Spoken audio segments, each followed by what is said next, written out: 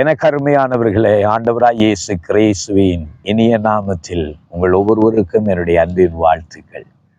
தேவனுடைய பிள்ளைகளின் வாயில் எப்பொழுதும் இருக்க வேண்டிய ஒன்று துதிதான்.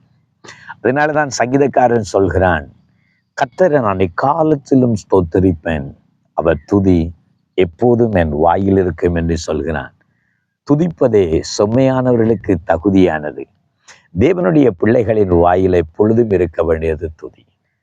சில நேரம் நம்மளோட வாயில என்ன இருக்கிறது? சிலரை நான் பார்ப்பேன், சிலருடைய வாயில பீடி இருக்கும், சிலருடைய வாயில வெத்திலை இருக்கும், சிலருடைய வாயில துர்நாற்றம் வீசும், சிலருடைய வாயில எப்பொழுதும் பொய், சிலருடைய வாயில எப்பொழுதும் புறங்கூறுதல். எப்பொழுதும் அவர்கள் முறுமுறுத்து கொண்டே இருப்பார்கள். யாராவது ஒருவனை குற்றப்படுத்தி கொண்டு, யாராவது ஒருவனை பேசிக்கொண்டு, கரகர பொறுபுரண்டி சொல்லி அவருடைய வாயில இருந்து கொண்டே இருக்கு. ஆனா தேவனுடைய பிள்ளைகளுடைய வாயில் என்ன இருக்குன்னு தெரியுமா?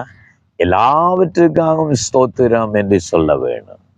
வாழ்க்கையில என்ன ஏற்பட்டாலும், என்னதான் நடந்தாலும், முதலாவது நம்ம வாயிலிருந்து வரணும் என்ன தெரியுமா? பிரைஸ் தி லார்ட், கர்த்தருக்கு ஸ்தோத்திரம். நன்மையில் மாத்திரமல்ல தீமையிலும், துக்கத்தில் மாத்திரமல்ல சந்தோஷத்திலும், சந்தோஷத்தில் மாத்திரமல்ல துக்கத்திலும், நன்மையிலும் தீமையிலும், இழப்பிலும் ஏமாற்றத்திலும், எல்லா சூழ்நிலையிலும் கர்த்தரை நாம் ஸ்தோத்திரம் பண்ண பழகிக் கொள்வோம். ஆமா, எனக்கு அருமையானவர்களே, தேவன் அதற்காகத்தான் நம்மை ஏற்படுத்தினார். தேவன் நம்மை சிருஷ்டித்ததுக்கு காரணம் என்ன தெரியுமா? கர்த்தரை ஆராதிப்பதற்காகத்தான், கர்த்தரை தொழுது கொள்வதற்காகத்தான், கர்த்தரை மகிமைப்படுத்துவதற்காகத்தான் தேவன் நம்மை தெரிந்து கொண்டார் என்று வேதம் சொல்லுகிறது. ஏசாயாவின் புஸ்தகத்துல நான் அந்த வேத வசனத்தை கவனிக்கிறேன். 43வது அதிகாரம் 21வது வசனத்துல ஆண்டவர் சொல்றார், இந்த ஜனத்தை நான் எனக்கென்று ஏற்படுத்தினேன், இவர்கள் என் துதியை சொல்லி வருவார்கள் என்று கர்த்தர் சொல்லுகிறார். இந்த ஜனத்தை நான் எனக்கென்று ஏற்படுத்தினேன், இவர்கள் என் துதியை சொல்லி வருவார்கள் என்று சொல்லப்படுகிறதை பார்க்கிறோம்.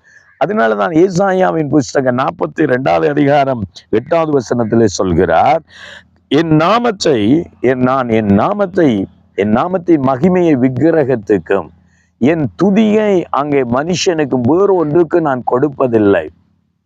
கர்த்தரை துதிக்கிற துதியை நாம தான் கர்த்தருக்கு செலுத்த வேண்டும், நாம தான் கர்த்தரை துதிக்க வேண்டும். அதுக்காகத்தான் தேவன் என்னையும் உங்களை தெரிந்து கொண்டார். தேவன் இந்த உலகத்தில் பிசாசை முதலாவது சிருஷ்டித்தது, பிசாஸ் என்று சிருஷ்டிக்கவில்லை, லூசிபர் என்ற ஒரு கேருப்பை அங்கே தேவன் சிருஷ்டித்தார். அவனுடைய வேலை கர்த்தரை ஆராதிப்பதுதான், கர்த்தரை துதிப்பதுதான். அங்கே பலவிதமான இன்ஸ்ட்ருமெண்ட்ஸ்களோட கர்த்தரை ஆராதிப்பதற்காக சிருஷ்டித்தார். ஆனால் அவனோ கர்த்தருடைய துதியை தனக்கென்று எடுத்துக்கொள்ள தொடங்கினான். கர்த்தருடைய மகிமையை தன் பக்கம் திருப்பி கொண்டான். தன்னை தேவர்களை போல காண்பிக்க நினைத்ததினால்தான் அவன் மேலிருந்து தள்ளப்பட்டு விழுந்து போனான். அவன் லூசிபர் ஆகினான், பிசாசாக மாறினான். அதுக்கு பின்னாக தேவன் தம்முடைய சாயலாய், தம்முடைய ரூபத்தின்படி தேவன் மனுஷனை சிருஷ்டித்தார். எதற்காக தேவன் சிருஷ்டித்தார் தெரியுமா? கர்த்தரை துதிப்பதற்காக. தேவன் மனிதனோடு ஒரு உறவை ஏற்படுத்தினார்.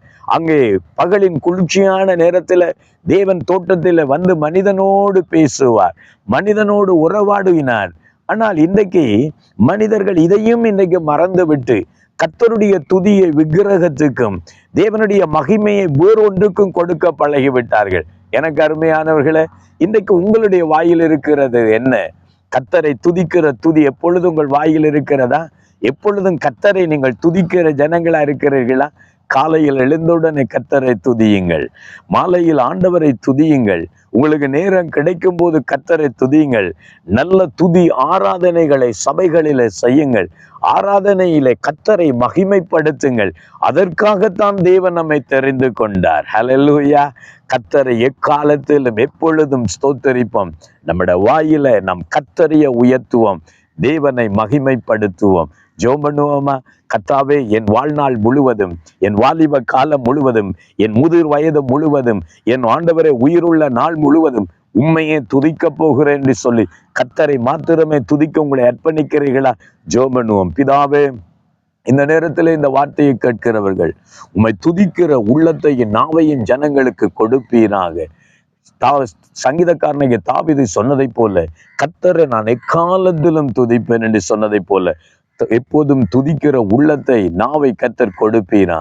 சுவாமி, எங்கள் வாயில் இருக்கிற முறுமுறுப்புகள், குற்றம் சாட்டுதல்கள், எல்லா அசுத்தங்களை நீக்கி போடுவீரா. நான் கர்த்தரை கம்பீரமாய் பாடட்டும். கர்த்தர் ஆசீர்வதிங்க. இயேசுவின் நாமத்தில் செபிக்கிறோம் நல்ல பிதாவே. ஆமென், ஆமென். கர்த்தரையே துதியுங்கள், அவர் மகிமைப்படுவாராக. God bless you.